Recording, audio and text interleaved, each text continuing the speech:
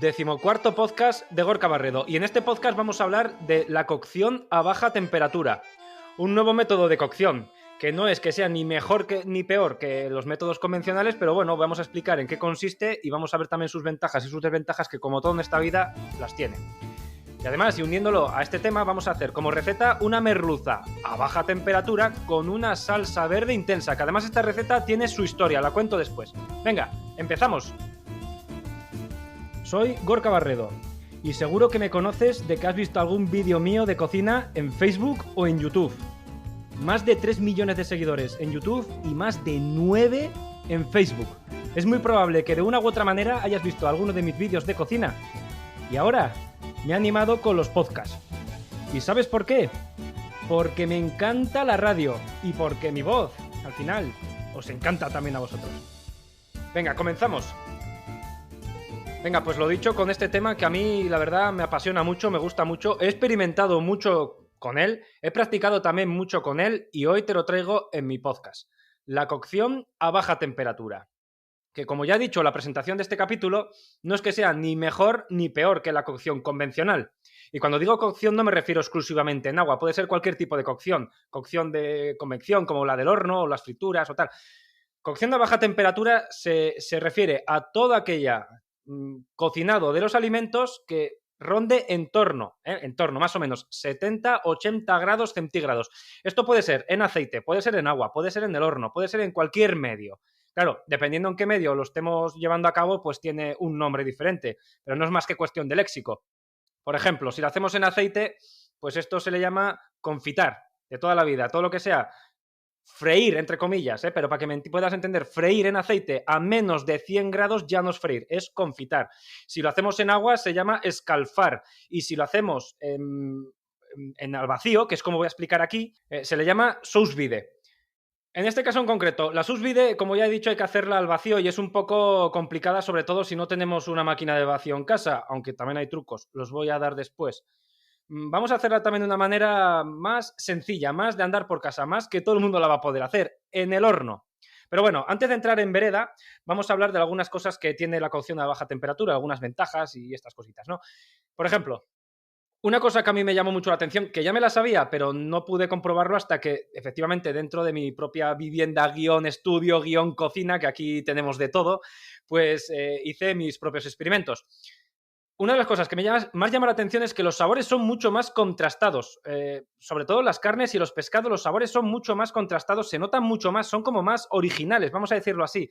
No es como comerte un trozo de carne cruda, que eso sería extremadamente contrastado y digamos que hasta desagradable, sino algo un poco más atenuado, pero tampoco tan, digamos, elaborado como algo que hemos cocinado a mayor temperatura. Si recordáis, en el capítulo número 13 hablamos sobre la reacción de Maillard, que es aquellas reacciones químicas que ocurren dentro de los alimentos siempre que superen 140 grados. Claro, estos son sabores que ya no son reales. Son sabores que dentro de nuestro centro del placer del cerebro pues nos encantan y nos gustan muchísimo, pero no es como realmente debería saber una pieza de carne como tal. Si la hacemos a 70-80 grados, la carne va a ser de un sabor más real y más original que si subimos de esta temperatura. Estos sabores, igual que ya vengo diciendo, no es que sean ni mejores ni peores, simplemente son diferentes, es cuestión de probar y cada uno va a dar un gusto diferente. Por ejemplo, para la receta que voy a dar después, la merluza a baja temperatura en salsa verde intensa, a mí, cómo queda a baja temperatura, me gusta mucho más porque así tampoco potenciamos mucho el sabor de la propia merluza, ¿no? A favor de la salsa.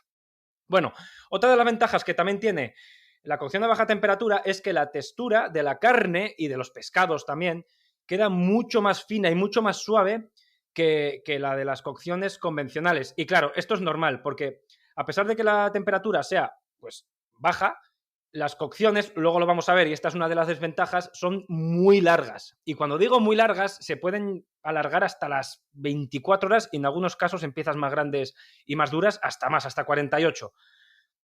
La pieza se cocina, parece mentira, porque la hacemos a 65 grados, 70 grados y dices, pero a esa temperatura la carne se cocina. Pues sí, se cocina. Y no solamente es que se cocine, sino que se reblandece. Y esta es una de las grandes ventajas que tiene la cocción a baja temperatura, que vas a coger un trozo incluso de lomo, que ya sabemos que el lomo es seco y tiende a ser una pieza de la carne bastante dura. Cuando digo de lomo me refiero, me da igual, de cerdo que de ternera o que de vaca, me da lo mismo, lomo. pues tiende a quedar así como más seca, más así, pero la dejas 12 o 24 horas a 70 grados y se deshace. Es una maravilla. Esa es una de las grandes ventajas que tiene. Una de las grandes desventajas, ya la he dado. Largos tiempos de cocción. Mm, simplemente es dejar cocer, que es también otra ventaja. No tenemos que hacer nada, simplemente lo metemos, dejamos, nos olvidamos, podemos extraer otras cosas y ya está. De gasto energético, luego te voy a decir un par de puntitos. Ahora no quiero entrar en esto. De momento, otra cosa que sí que quiero tocar ahora es el tema de la salud. Porque claro, podemos decir, baja temperatura, pues a lo mejor las bacterias no terminan de morirse. Sí, sí terminan de morirse. Y claro, esto sí que es importante, hay que controlar bien las temperaturas. Tiene que ser siempre de 65, 70 grados para arriba. Para arriba es ya no más de 100, porque entonces estamos entrando en cocciones convencionales. Pero tienen que ser temperaturas de 65 grados a 95 grados. La inmensísima mayoría de las bacterias mueren cuando alcanzan los 65 grados centígrados. Es decir, si estamos cocinando un trozo de carne, insisto, una pieza cualquiera, a 70 grados, las bacterias que contiene de forma natural van a morir. Entonces, por esto no nos debemos de preocupar. Sí que hay que tener un poco de cuidado quizás con el famoso anisakis, en este caso con los pescados. Los anisakis me he documentado y mueren en torno a los 65, 67 grados. Tienen que estar sometidos a estas temperaturas durante al menos un par de minutos.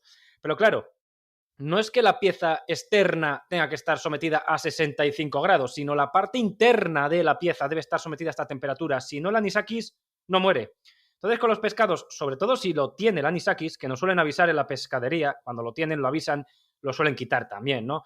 Pero si tenemos dudas, ya sabemos el típico truco, que yo no soy mucho de congelar. Un día vamos a hablar aquí de congelados y vamos a hablar también de ventajas que tiene, inconvenientes, tal. Yo no soy mucho de congelados, no me gusta congelar los alimentos porque digamos que los sometemos a cierto maltrato. Insisto, esto en futuros capítulos vamos a hablar exactamente. Ahora no quiero entrar en esto porque si no el capítulo se nos alarga. Pero sometemos alimentos a ciertos maltratos y digamos que nos vamos a cargar un poco la comida, el alimento, ¿no? Pero, hombre, si tenemos que elegir entre estos o el miedo al anisakis, pues no hay color. Sin duda, congelamos, lo dejamos 2 días congelados, que es lo que recomienda pues los organismos de la salud, que hay que dejarlo 2 días congelado y lo descongelamos. Y con esto ya nos cargamos el anisakis.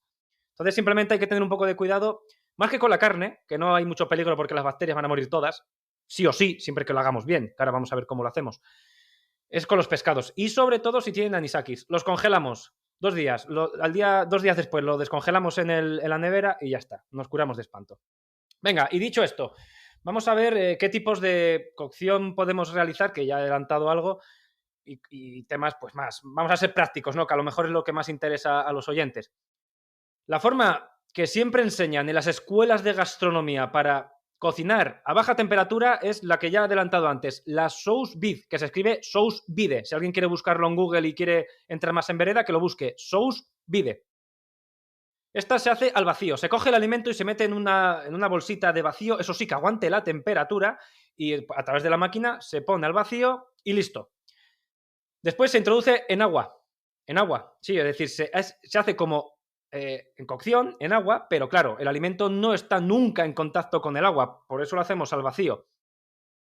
La ventaja que tiene hacerlo así es que no hay tanta pérdida de líquidos por parte del alimento.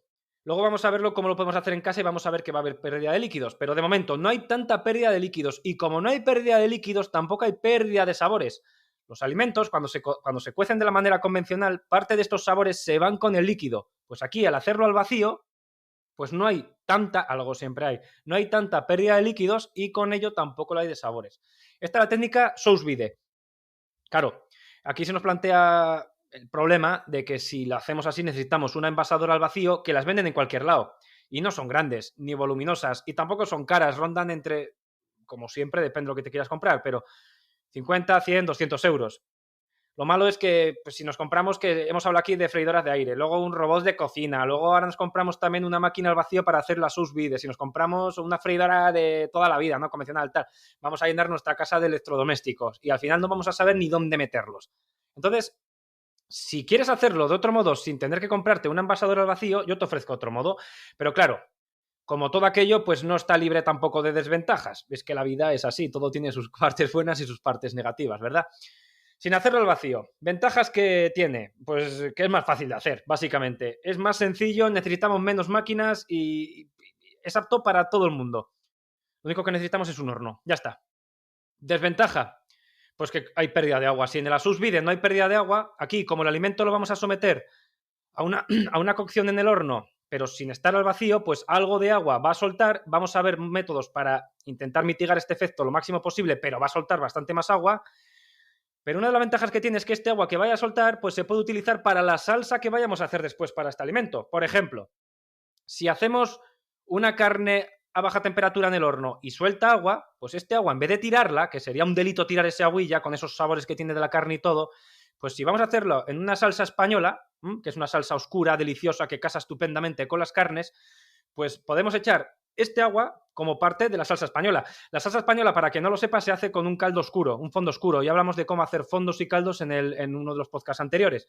Pues bueno, podemos sustituir parte de este caldo por echar este agua y potenciamos más el sabor de la carne. Y ya está. Ese es una desventaja, pero si sabemos cómo llevarla a nuestro campo, entre comillas, pues convertimos de una desventaja una ventaja. Y ya está, arreglado.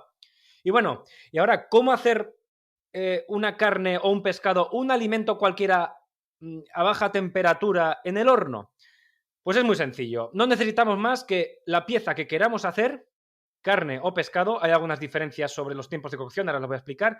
Y vamos a necesitar también una pequeña cazuela. No demasiado grande para que nos sobre demasiada cazuela vacía, pero tampoco demasiado pequeña para que la pieza no nos quepa, evidentemente. Vamos a necesitar una cazuela de un tamaño apto para el trozo de carne o de pescado que vamos a introducir aquí.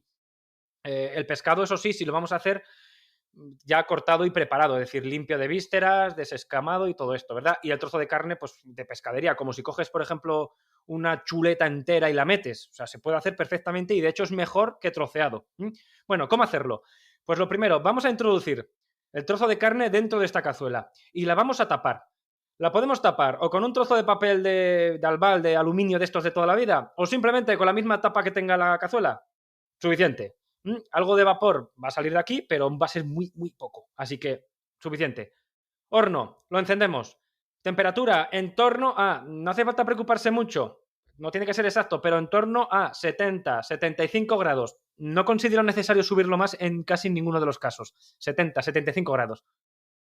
Lo metemos a altura media. Si tiene ventilador, aquí como el alimento está protegido del ventilador y de los aires porque está metido en la cazuela, pues no tiene sentido activarlo. Así que si tiene ventilador lo desactivamos, simplemente calor arriba o abajo, o si tienes opción aquello que se llama mantener caliente, pues también lo puedes activar, pero eso sí, siempre que supere o alcance los 70 grados. 50 no nos vale, ¿eh? Ya hemos hablado también que esto puede entrañar un riesgo para la salud.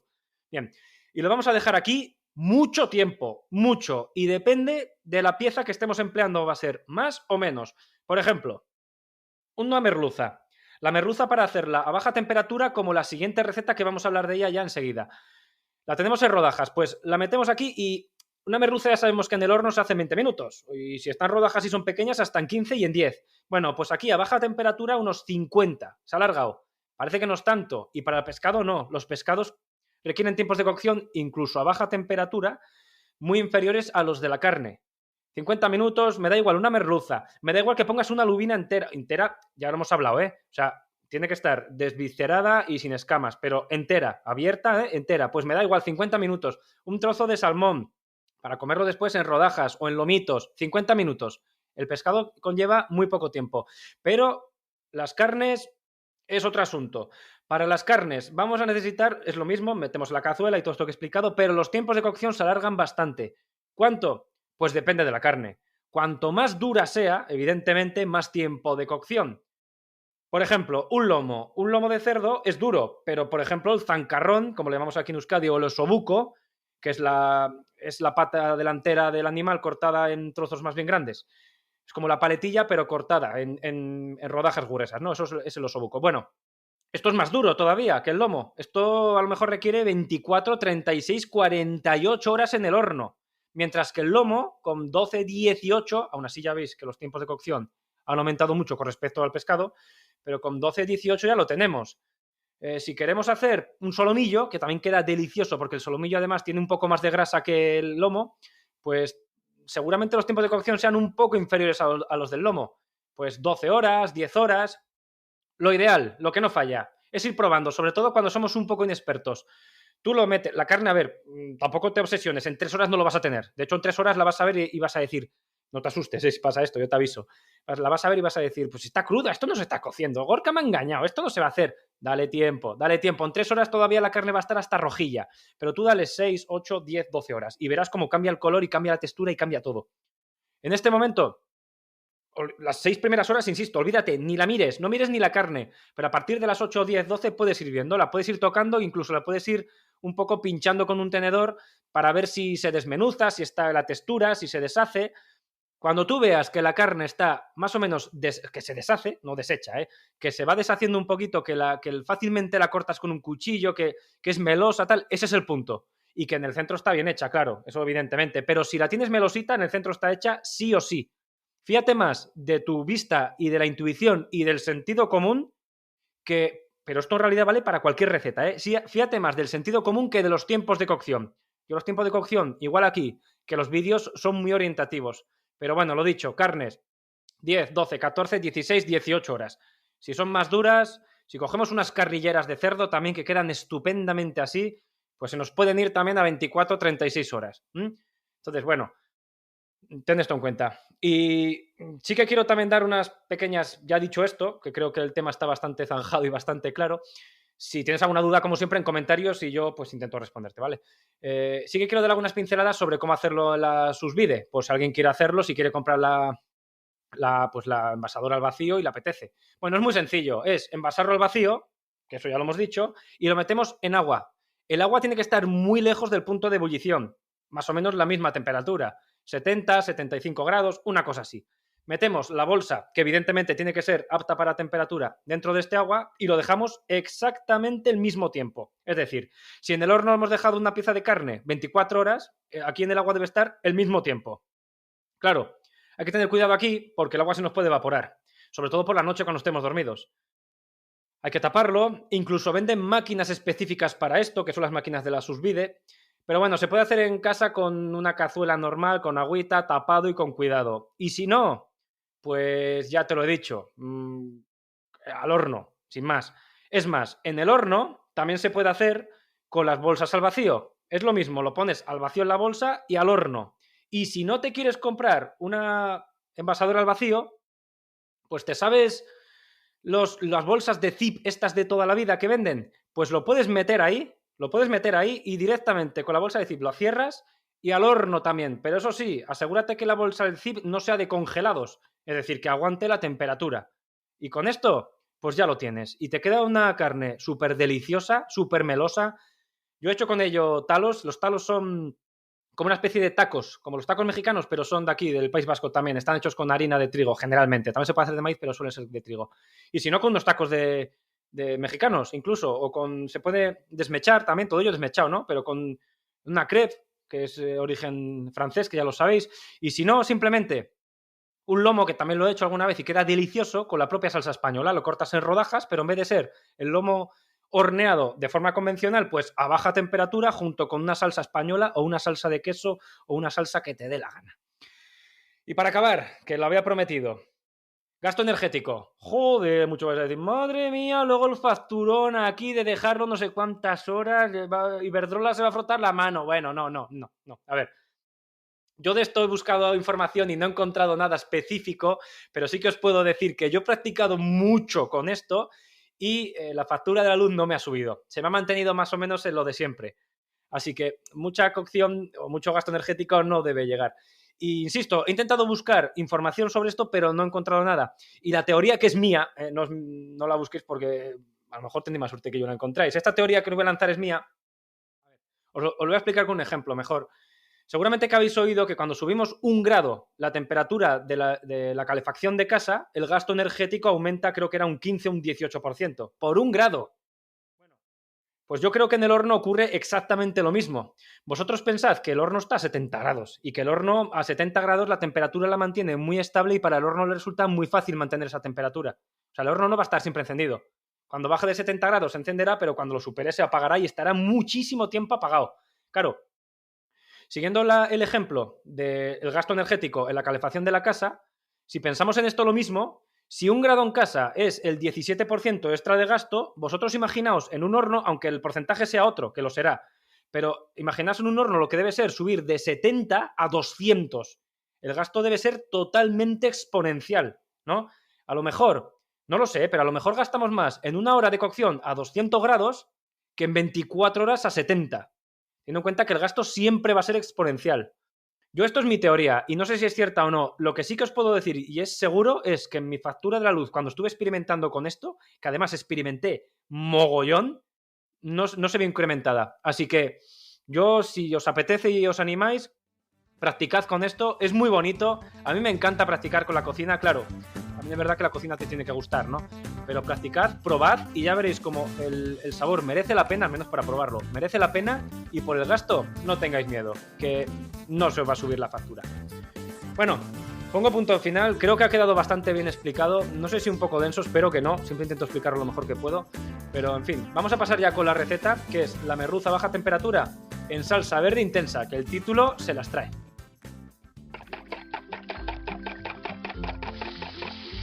Las recetas de Gorka Barredo. Bueno, un recetón que mezcla un poco lo tradicional con lo más moderno. Una merluza a baja temperatura, que ya hemos hablado antes sobre bajas temperaturas, o sea, está ligado, en salsa verde intensa. ¿Y por qué salsa verde intensa? Porque vamos a extraer la clorofila del perejil y decimos, madre mía, ya empieza este con sus locuras. Bueno, vamos a explicar luego cómo extraer la clorofila del perejil, que en realidad vale con cualquier hierba que sea verde. Y no es tan difícil. Antes de entrar con la receta, quiero explicar un poco pues, la historia que tiene, que, no sé, a mí al menos me hizo mucha ilusión. Y es que, por parte de Pachi, que es un integrante de la cuadrilla de blusas inescas de aquí, de Vitoria, las cuadrillas de blusas inescas aquí en Vitoria, que cada ciudad tiene un nombre, pero aquí se les llama pues, a los peñistas de las fiestas. Aquí en Fiestas de Vitoria, que es el 4 de agosto, pues las peñas de la ciudad, que son, no sé las que hay, pero hay un montón, hay decenas, pues salen a la calle, cantan, bailan, tocan música por la calle, pues en todas las ciudades hay. Aquí se llaman cuadrilla de blusas inescas. Bueno, pues Pachi, como decía, que es un integrante de esta cuadrilla, que es Luken, me invitó para el 40 aniversario de la misma, que ya tiene 40 años, ahí es nada, para hacer una receta para su revista anual. Y yo, bueno, pues quise hacer algo así chulo, algo un poco de la tierra, ¿no? Porque la salsa verde, a pesar de que es, digamos, internacional, pues también es muy vasca, se hace mucho, no solamente en Euskadi, sino en Cantabria, en Asturias, es mucho del norte, pero aquí la utilizamos muchísimo. Pero, joder, en vez de hacer la típica merluza en salsa verde que conocemos todos, que es maravillosa, pues le quise dar un toque más personal haciendo pues esta mezcla, ¿no?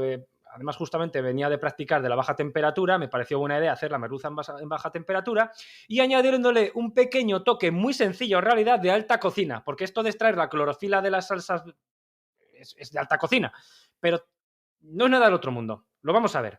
Venga. Y dicho esto, vamos a empezar ya con la vereda y con los ingredientes. A pesar de ser alta cocina, fijaos qué ingredientes, para 6 u 8 personas. Vamos a necesitar una merluza entera, pero eso sí, limpia y cortada en rodajas.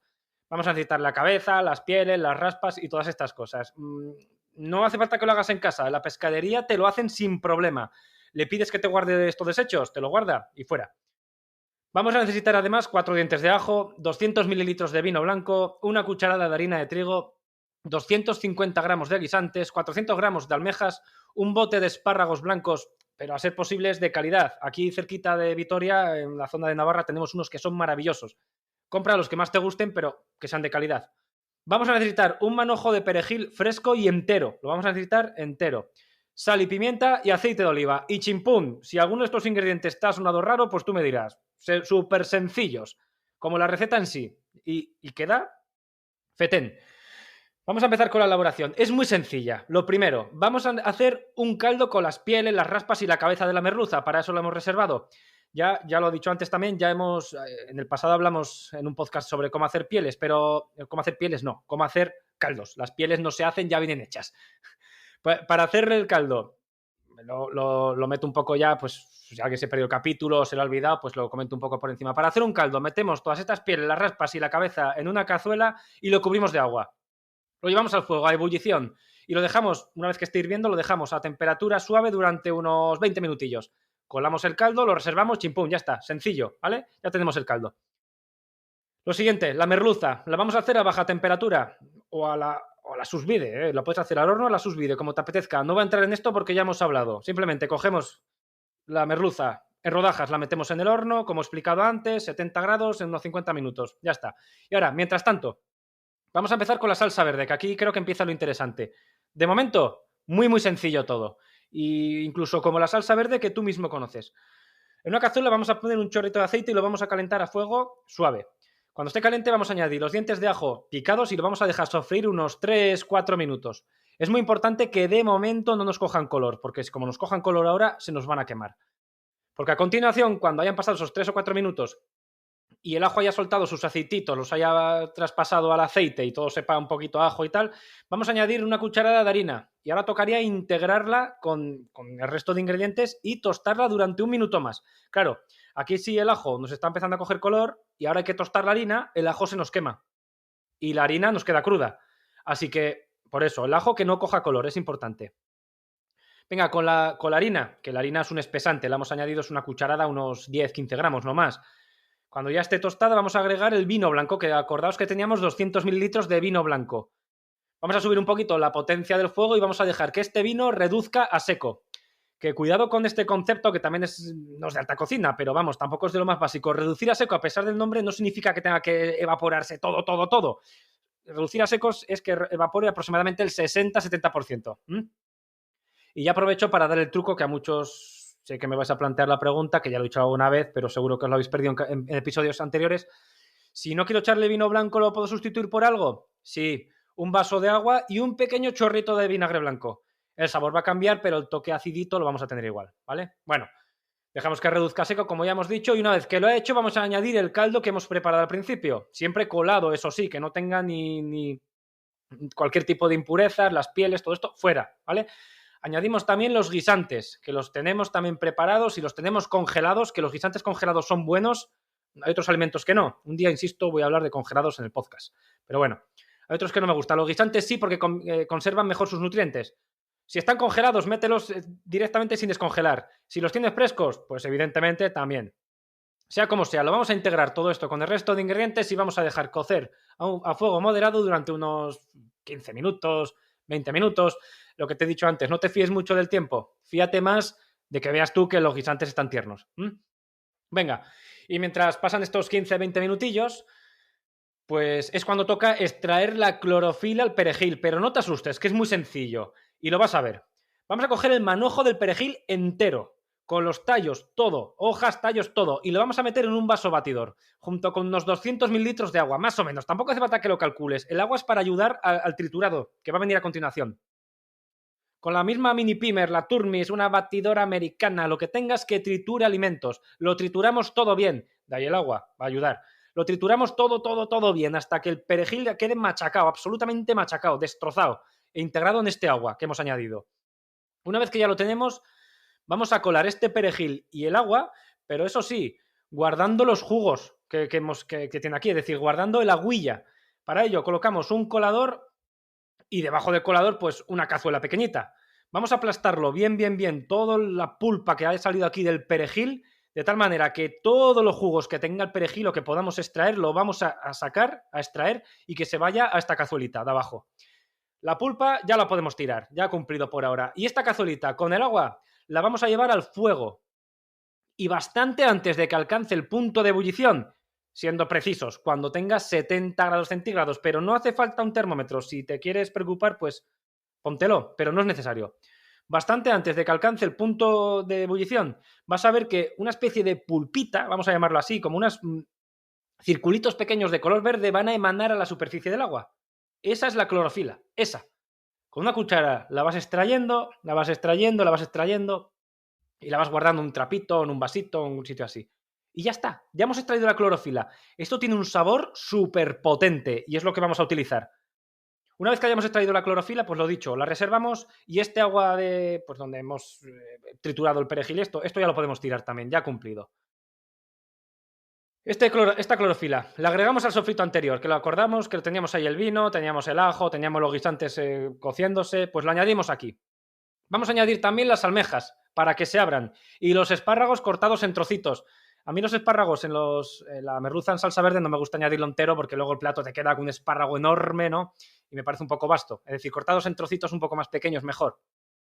Lo dicho, espárragos más almejas, más clorofila integramos, vas a ver que la salsa se va a volver súper verde, pero súper verde, mucho más que hecho al modo convencional, y va a tener un sabor potente y maravilloso. Y vamos a dejar que cueza 2 minutos más. Y una vez hecho esto, ya no quedaría más que emplatar. Y puedes emplatarlo como quieras, pero una sugerencia. En un plato, hondo o llano, da igual, porque los dos va a quedar bonito.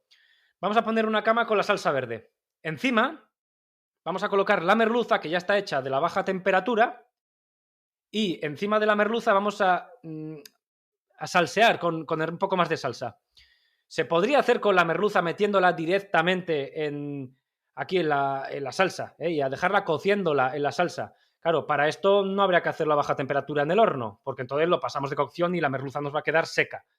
Se podría hacerlo así, pero me gusta que la merluza conserve sus sabores originales y que después tengamos la salsa para que a la hora de comerlo el comensal pueda coger un trocito con el tenedor de la merluza, untarlo con la salsita y cuando te lo lleves a la boca tengas la fusión perfecta. En principio por separado, luego en boca se hace la fusión. Pues la fusión perfecta de la merluza con su sabor original y ya si es de anzuelo, flipas. Y por otro lado, que tengas la merluza en salsa verde intensa, que tiene un sabor maravilloso. Es una receta muy sencilla, ya la has visto, muy fácil, tan fácil como hacerla de la forma convencional, pero con un aporte de sabor extra. Anímate a hacerla y me cuentas qué tal. Y bueno, y ya para cerrar la receta, pues nada, quería agradecer a Pachi por haber contado conmigo. De vitoriano a vitoriano, pues me ha hecho mucha ilusión que cuente conmigo para hacer una receta en su revista, en la cuadrilla de blusas inescas de Luquen. Y bueno, encima con 40 años, número redondo. Así que lo dicho, muchas gracias a Pachi y a toda la cuadrilla. Y ahora, pues nada, vuestra sección, como me gusta llamarla, preguntas y respuestas. Vuestras preguntas. Gorka responde. Bueno, pues nada, vuestra sección, preguntas y respuestas, son preguntas que sacamos del propio podcast, preguntas que sacamos de YouTube, incluso preguntas que sacamos de cocinacaserafacil.net. Así que sepas que si tienes cualquier duda, consulta del podcast, del vídeo, de una receta en concreto, de lo que sea, me la puedes dejar en cualquiera de los canales en los que estoy, que cada día estoy en más, y posiblemente te la puedan salir aquí, incluso aunque no me las hagas del podcast. Y bueno, ya como viene a ser habitual, pues saludamos a Verónica, que aquí está, como siempre. Hola, Verónica. Hola Gorka, buenos días. Buenos días. Pues nada, hoy ¿cuántas preguntas me traes? Hoy te traigo 4 preguntas. 4 preguntillas. Espero que sean, bueno, fáciles, difíciles, me da lo mismo. Yo me atrevo con todas, incluso con algún hater si es necesario. Tú me puedes traer lo que quieras, que vamos a tope con ellas, ¿eh? No, hombre, no. La verdad que son preguntas que seguramente son muy fáciles de responder y dirás, buah, ¿estas cosas me preguntan? Bueno, ya verás. Bueno, a ver, estas cosas me preguntan no porque no existe la pregunta estúpida. Si aquí hay preguntas que pueden parecer, no, es verdad, no. Preguntas que dices tú pueden parecer tontas, claro, tontas para el que sabe, pero para el que no sabe no hay pregunta tonta. A mí que me pregunten sobre cualquier cosa muy básica de botánica, por decirte un ejemplo, que de botánica yo no tengo ni puñetera idea, y verás tú cómo me van a decir. Por ejemplo, que no sabes que eso es un roble. Pues es que si te digo la verdad, yo veo un roble y no lo identifico. Así que tontas preguntas no existen. Así Nada, que no son ninguna de ese estilo, son todas preguntas de cocina. Ah, Ya eso verás sí, como para ti no va a ser ningún reto. es importante que sean de cocina porque entonces sí que apaga y vámonos. Venga, pues si te parece vamos a pasar con la primera. Vale, pues mira, la primera pregunta la hemos extraído del capítulo 3 del podcast, que es donde hablaba sobre los robots de cocina. Aquí Luis nos pregunta, dice, ¿te guardas algún truco de recetas o lo explicas todo? Él debe de trabajar en un bar, en un restaurante, y dice que le pidió varias recetas a la cocinera. E incluso dijo que la pagaba lo que pidiese para que le diese algún truco. Y la cocinera no quiso. Entonces dice que días después conoció tu canal y ahora le ha surgido esa duda. Si guardas algún truco de recetas o lo explicas todo. Joder, pues vaya mala compañera, ¿no? O sea, le pide las recetas a su compañera cocinera y no se las da. Bueno, Y pagando. a ver, y pagando incluso. Joder. Bueno, a ver, sí que es verdad que hay cocineros que son muy recelosos con sus platos y que no la sueltan ni de coña. Hay algunos que por dinero lo aceptan, es decir, tú me pagas X y te doy la receta, y hay otros que gratuita, pues ¿cómo te voy a cobrar? Pues te doy la... Habrá gente que... Es que yo lo estoy imaginando. Habrá gente que nos estará escuchando y estará flipando, pero en serio hay gente que cobra por dar las recetas, que cobra... Sí. La mayoría de nosotros las daríamos gratis, pero aunque seamos aquí Martín Berasategui, ¿entiendes? No aunque seamos... Las daríamos gratis. Bueno, a ver. Yo trucos, ya respondiendo a Luis, que me está preguntando si me guardo algún truco, ¿no? Por esa experiencia que ha tenido o algo. Sí. Yo no me guardo nada, nunca. Claro, a ver, yo tengo una tara, sobre todo con los vídeos sí que hay que decir que tengo una pequeña tara y es que los vídeos son cortos, duran 4 o 5 minutos y desgraciadamente ahí no puedo contarlo todo. Es más, voy a decir aquí públicamente que alguna vez lo he intentado, pero claro, eso hay que intentarlo significa que hay que alargar el vídeo. Pero como vivimos en la sociedad en lo que lo queremos todo rápido, todo al grano, todo ya, todo tal, todo sencillo, pero ya hecho y pues la gente luego me dice, joder, es que te enrollas y el vídeo es larguísimo y me aburro y... Entonces, los vídeos de 5 minutos dan lo que dan y alguna cosa me tengo que comer porque es que si no, no puedo, el vídeo no da, no sale, ¿no? Pero aquí en el podcast, como sí que hay más tiempo, más así, pues sí que trucos no me guardo ninguno, nunca, jamás. Incluso si alguien me pregunta algo en la calle, pues se lo digo con todo, pues todo lo que el tiempo y mi conocimiento me permita, por supuesto. Pero vamos, respondiendo a su pregunta, Luis, si algún día nos encontramos en la calle y tú me preguntas una receta cualquiera o algún truco cualquiera, tranquilo, pregúntamelo que no te voy a cobrar. Es mi trabajo. Mi trabajo es ser divulgador gastronómico. Solo faltaría que me ahorrase pasos o que me ocultase pasos, ¿no? O sea, sin problema. Nada, y le podemos decir a Luis que le invitamos a que escuche el resto de episodios del podcast donde vas a seguir dando trucos y también alguna receta extra. Una de las cosas bonitas que tiene el podcast, a pesar de que puedan ser más largos, es que aquí, pues precisamente, las cosas salen más y salen mejor. Escuché a Jordi Cruz una vez en uno de sus directos que hace en YouTube, que precisamente él criticaba eso, ¿no? Decía, es que decía, ¿no? Se refiere al público, decía, es que vosotros, claro, lo queréis todo súper rápido, lo que acabo de decir yo también, lo queréis todo súper rápido, quieres una salsa de tomate que sea, venga, echamos esto, pam, pam, pam, pam, pam, ya está, ¿no? Tipo Reel, tipo TikTok, tipo no sé qué, y claro, luego ¿qué pasa? Que sale mal, que no me ha gustado tanto, que yo pensé que esto era otra cosa, como no aceptamos los trucos, los consejos, porque lo queremos toda leche y tal, pues una de las cosas buenas que tiene el podcast es que aquí pues digamos, nos podemos explayar un poco más, dar más trucos y ser más específico, vamos a decirlo así, más concreto a la hora de dar una receta. Podemos enrollarnos un poco más.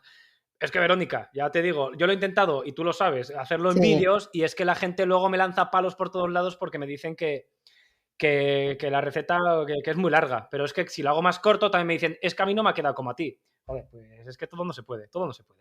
Bueno, venga, vamos a cerrar la pregunta de Luis si te parece y pasamos a la siguiente. Vale, pues ahora nos vamos a ir a la web. En una de nuestras recetas de salsa carbonara con nata, África Castillo nos hace la siguiente pregunta. Ella no consigue que la nata para cocinar la quede espesa. Dice que la queda muy líquida y que a su hija, que le gustan mucho los espaguetis, pues no consigue... A ver, ¿cómo te puedo explicar? Ahora ya lo pone de una manera, te lo voy a explicar de la manera más sencilla. Dice, hola, dice, no consigo que la nata para cocinar me quede espesa, me queda muy líquida. Y a mi hija, que le encantan los espaguetis carbonara, dice, pero toda la nata se me queda abajo líquida. Dice que la lleva a ebullición para intentar que se solidifique un poco, pero nada, que no la coge cuerpo. Entonces, ¿qué podías aconsejarla a África? Vale, bueno, lo primero es decir que esta es la salsa carbonata, más que carbonara, que tengo subida a la web. Que la salsa carbonata no tiene nada que ver con la carbonara, porque esta lleva nata, por eso de ahí el nombre, que eso es un nombre como medio inventado, no, no es mío, esto es medio español. Y no lleva huevo. Vale, dicho eso, es que luego me comen los demonios, Vero, si no, me comen por aquí por todos lados. Bueno, dicho eso, África, con la nata, cuidado, porque se corta muy fácilmente. Hay muchas maneras y todas muy fáciles de cortar la nata, y es justo lo que no queremos hacer. Una, llevándola a más temperatura de lo que requiere. Los lácteos no superemos nunca los 100 grados. De hecho, no superemos nunca, no hace falta ni que superen nunca ni los 90. Tenemos que darle a un punto de temperatura muy anterior a la ebullición, porque si no, si es leche, se va a quemar, y si es nata, se va a quemar también y se va a cortar. La temperatura alta corta los alimentos, así que las temperaturas moderadas. Otra cosa que también corta los alimentos, el exceso de remover y remover y remover y batir y batir y batir y batir. Seguramente que lo hemos escuchado todos. Si tenemos nata para montar y la montamos, ya sabemos que para montar nata hay que batirla. Si la montamos, pues ya está, la tenemos montada. Pero ¿qué pasa si seguimos todavía batiendo más? Que se corta. La nata se corta. El exceso de batido corta la nata. Entonces, cuando estemos metiendo nata en un alimento, cuidado con la temperatura y cuidado con el exceso de batido, ¿vale? Estos son dos cosas que pasan mucho y cortan mucho la nata. Otra cosa que la corta es mezclarla con un exceso de aceite. Es decir, si en la cazuela donde estamos haciendo nuestra carbonata tenemos bacon, el bacon suelta mucha grasa. Si esta grasa la mezclamos con la nata, se va a cortar la nata. Entonces, este exceso de grasa, porque es que el bacon además suelta muchísima grasa. Si echamos guanciale, que la receta original de la carbonara lleva guanciale, también suelta muchísima grasa. Este exceso de grasa es mejor retirarla y echarla, en este caso la nata, sin la grasa, porque la grasa también corta la nata. Y bueno, creo que estos son los más trucos. Otro truco muy importante con respecto a la nata es que sea un poco de calidad, porque las natas de mala calidad, que las hay, ¿cómo sabemos si una nata es de mala calidad? Mira su precio. Es que es el mejor consejo que te puedo dar. Mira su precio. Bueno, pues como sea de mala calidad, aun siguiendo estos consejos, la nata no va a espesar y te va a quedar líquida. Hay natas por ahí, se me vienen varias marcas a la cabeza, pero no las voy a dar porque no me apetece desprestigiar a nadie. Hay natas por ahí que parecen leche, las echas y parecen leche. Y dices, son leche, pero con una materia grasa del 16%, es decir, muy por encima de la leche. Pero sin embargo parece leche. Esas natas no valen para nada. Vamos a usar una nata de un poco más de calidad que al final, joder, pues va a valer 4 perras más, la nata es barata. Y con esto pues también. Así que ya resumiendo para la respuesta es cuidado con la temperatura, cuidado con el exceso de batido, cuidado con mezclarlo con otras grasas y también cuidado con elegir una nata de mala calidad. Y creo que con esos trucos para África o para cualquier persona que lo esté escuchando le va a quedar una nata en general, ya sea para un espagueti o para lo que sea, ideal. La verdad que sí, que son unos buenos trucos. Luis estaría encantado de escuchar estos trucos. Esperemos que lo haga. Ah, para que vea que no me guardo ninguno, ¿lo ves? ¿Lo ves que no? Que no me guardo... Hombre, al menos dentro de mi conocimiento, que yo tampoco soy aquí el dios de la cocina y lo sé absolutamente todo, ¿eh? No, yo sé lo que sé, pero todo no lo sé. Pues siguiendo con la misma línea del tema de natas, Andrea Espinosa dice que cómo puede sustituir la nata para cocinar en cualquier receta. La nata para cocinar, claro, hay mucha gente que tiene intolerancia a los lácteos, hay gente que simplemente, pues oye, que dice, yo no quiero meterme esa cantidad de calorías encima de mala calidad porque son grasas saturadas al organismo. Totalmente respetable. Es que incluso hasta yo mismo lo he hecho y lo seguiré haciendo, vamos. Por eso la pregunta hasta la entiendo. Hay varias formas. Una precisamente es simplemente con leche, pero si no queremos saturarnos de grasa, la leche normal, no la nata ni tal. La leche entera tiene en torno a un 1 o un 2% de materia grasa, depende de leches. La desnatada tiene casi el cero. En el cero, la leche con cero no existe, pero casi el cero. Bueno, pues si queremos eliminar estas grasas saturadas, aunque sea simplemente ese 1%, podemos sustituir todo esto por leche simplemente desnatada y por un poquito de maicena. Ya está. ¿Cómo la empleamos? Pues si la receta vamos a decir que vamos a decir, me lo voy a inventar, agrega 200 mililitros de nata. Yo la quiero sustituir por leche. ¿Cómo la agrego? ¿Agrego los 200 mililitros y la maicena ya está? No, mira, es muy sencillo. Solo hay que tenerlo en cuenta porque si no te va a quedar mal. Si te dice 200 mililitros, pues agrega la mitad o incluso agrega 2/3, entre 100 y 150 mililitros. No hace falta medirlo, es que esto es como todo, no hace falta medirlo, pero por ahí. Y en otro sitio, en un vasito agregas el resto, pues en este caso esos 150 mililitros que nos han sobrado, la agregas y agregas una cucharadita de maicena. Una cucharadita de maicena suelen ser unos 7-10 gramos más o menos de maicena. Lo bates bien, o sea, batir es simplemente mezclar, porque la maicena se va a integrar fácilmente a esto. Lo integras bien. Y esto, leche más maicena, lo agregas al resto de la leche y al resto de la receta. Lo integras y el sabor va a ser otro, pero al menos te va a espesar. Es decir, ese espesante extra lo vas a encontrar. Vale, ahora se me ocurre. Vale, esto está muy bien para eliminar algunas calorías. La maicena tiene calorías, pero tiene muchísimas menos que las grasas. De hecho, y ya doy un puntito extra como curiosidad, para que os hagáis una idea, 1 gramo de grasa tiene 9 kilocalorías y 1 gramo de hidrato de carbono tiene solo 4. Así que ya solo con esto imaginaos. Pero bueno, lo que iba a decir, ¿qué pasa si no es tanto por calorías, sino es más porque soy intolerante a la lactosa? Pues no pasa nada, 3/4 de lo mismo, es exactamente lo mismo, pero sustituyendo la leche por tu bebida vegetal favorita, por soja, que además la soja es la única verdura que tiene todas las proteínas. Seguro que habéis escuchado aquello, yo ya voy lanzando truquitos según se me van ocurriendo, ¿eh? ¿Ves? Esto es lo que no puedo hacer en los vídeos.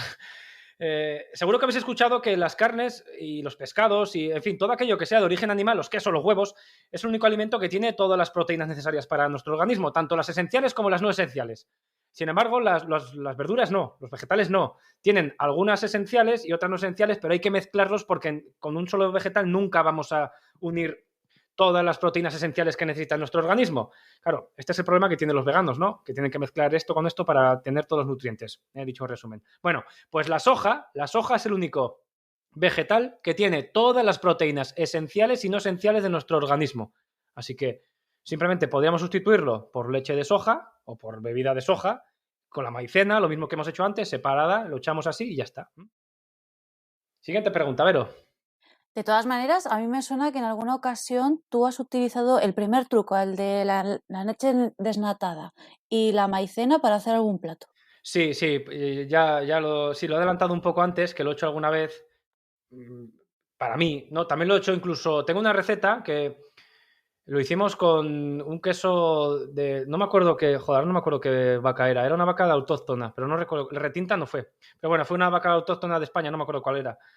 Y me acuerdo que hicimos los espaguetis con ellos, en vídeo, está en vídeo. Y hicimos unos espaguetis con ellos y, bueno, la salsa la hicimos así, precisamente, para quitarle calorías y para darle más potencia al queso, que lo hicimos con un queso de esta raza, que estaba delicioso, y para no darle el sabor de la leche, que no me interesaba, y menos de la nata, pues lo hicimos con maicena, para espesarlo, y le echamos mucho queso y quedó delicioso, sí. Lo recordaba. Y ya para terminar, María nos hace una pregunta que seguramente lo has escuchado 1000 veces, y es, a la hora de hacer un bizcocho, ¿el horno tiene que ser con ventilador o en seco? Bueno, pues yo creo que aquí no hay una respuesta mejor que otra. Yo creo que, como todo en la cocina, hay una cosa que no me gusta mucho en la cocina, y es que últimamente está derivando mucho a lo que yo hago, ¿no? Y si no lo haces como yo hago, sobre todo gente que sabe más o incluso que no sabe tanto, si no haces como yo lo hago, como se ha hecho siempre, no tienes ni puta idea. Pues no te creas, la cocina siempre ha sido evolución y siempre será evolución. Yo creo que aquí no hay una respuesta mejor que otra. Va a ser diferente, eso sí. Si hacemos el bizcocho con ventilador, nos va a quedar más seco por fuera y por dentro, pero por dentro también la miga nos va a quedar un poquito más alveolada, va a crecer un poco más. Si lo hacemos sin ventilador, nos va a quedar un poquito más húmedo, pero también nos va a quedar menos alveolada y por ello un pelín más denso, como más pesadito. Ahora, ¿cuál es mejor? Ay, madre, pues no lo sé, pero es que también, a mí me gusta mucho lo húmedo, entonces yo puedo decirte que es mejor sin ventilador, pero también va a quedar más denso. Otro te puede decir, es que yo prefiero que me quede más esponjoso, a mí que me quede húmedo me da lo mismo porque luego el bizcocho lo voy a emplear para mojarlo en café o en leche. Claro, eso luego también hay que tener en cuenta qué vayas a hacer con el bizcocho, ¿no? Yo te puedo decir que con ventilador, y respondiendo, no sé qué es mejor o peor, de hecho no hay una respuesta mejor que otra. Con ventilador te va a quedar más seco, pero más esponjoso, y sin él te va a quedar más húmedo, pero un poquito más pesado. A partir de aquí, pues depende de tu gusto y depende también para qué lo vayas a utilizar el propio bizcocho. No es lo mismo para untar con leche, como ya he dicho, que para hacer una tarta con él, por ejemplo. Una buena respuesta, la verdad. Eso yo alguna vez que he ido por la calle o alguna persona que me conoce y sabe que tú eres mi pareja, me preguntan muchas cosas sobre bizcochos, que si el horno con ventilador, que cómo hay que hacer para que el bizcocho no se nos baje y todas estas cosillas. Entonces son preguntas que aún así, seguramente en siguientes podcasts seguiremos teniendo. Pues seguramente sí. Además es que son preguntas recurrentes. Todavía yo, Sí, fíjate, sigo recibiendo preguntas por eso lo repito tanto, y algunos que lo escucharán siempre dirán, joder, qué pesado. Todavía sigo recibiendo preguntas de que por qué puedo sustituir el vino blanco. Todavía. sí, Y lo he dicho muchas veces, lo he dicho en vídeos, pero claro, es que estas personas a lo mejor no han escuchado estos podcasts o no han visto estos vídeos. claro, Entonces si no, la pregunta puede ser la misma, o incluso algunos usuarios son nuevos, que acaban de conocer el canal y acaban de conocernos a nosotros. Entonces eso lo han perdido. Por eso siempre, aunque a veces parezca pesado, siempre cuento las mismas cosas para que el público nuevo pues no se le pierda nada. pues hasta aquí las preguntas ya, Gorka. Ya no tengo más preguntas para ti en esta semana. Vale, pues nada, pues ya con esto damos por finiquitado el podcast. Al final unos 50 minutillos también, que viene a ser lo habitual. Intento no explicarme mucho, pero es que al final hay cosas que hay que explicar bien, con detalle, porque sobre todo lo que no quiero escuchar es aquello de es que no me quedó bien. No te quedó bien porque no se te explicó bien. Tampoco es culpa tuya. Y es lo que intento promover y realizar. De ahí que los podcasts al final pues sean un poco más largos, quizás, de lo que debería. No obstante, mis queridos oyentes, espero que no os resulte denso, espero que os guste. Sí que me gustaría que me lo compartierais vuestras opiniones, si os parece largo, si os gusta, si os enteráis, si habéis hecho algo, si os ha quedado bien, si os ha gustado, todo lo que queráis. en la sección de comentarios. Los podcasts están subidos en todas las plataformas habidas y por haber. En todas las plataformas de audio. En iVoox, en Podimo, en Apple Podcast. Te lo puedes encontrar en Spotify. Lo tienes también en mi canal principal de YouTube, en Que Viva la Cocina. En fin, en cualquier plataforma que te permita un comentario, puedes dejarme el comentario abajo. Incluso si no, en cualquier vídeo que pilles por ahí, si no te deja. Por ejemplo, en Spotify no puedes dejar comentario. Pues búscame en YouTube y déjame un comentario del podcast. Decir, he leído o he escuchado en tu podcast que has dicho tal, o tu podcast me parece que es largo, que es corto, lo que quieras. Déjame algún comentario y sobre todo si te ha gustado también tu dedito arriba, tu me gusta, que esto me vendría también fenomenal pues para saber eso, que los podcasts están llegando a la gente y están gustando. Con esto ya me voy a despedir. Siguiente tema, no es tanto gastronómico, aunque sí, está relacionado, pero es un poco más experiencia personal. Muchísimos me preguntáis, porque lo veis en mis vídeos, que he adelgazado muchísimo yo. Algunos hasta os preocupáis que si estoy enfermo. Yo creo que enfermo estaba antes, cuando pesaba casi 100 kilos. Eso, pues joder, ya... A ver, creo, yo me veo mejor ahora. Tema, ¿cómo logré bajar 30 kilos? Pues os lo voy a explicar. Pero ya os voy a decir, dieta milagrosa y leches en vinagre no hay. De hecho, os puedo decir que logré bajar 30 kilos comiendo pizzas, hamburguesas, lasañas y básicamente, y bebiendo cerveza, en fin, básicamente lo que me apetecía. Pero, claro, con más controlado. En el siguiente capítulo os explico cómo logré bajar de más de 30 kilos en realidad. Y para receta, aprovechando que comida engordante y aún así adelgazas, tela marinera, pues vamos a hacer una hamburguesa casera desde cero, pero bien hecha, como Dios manda. Venga, me despido ya, 14º podcast terminado y te espero en el siguiente. ¡Agur!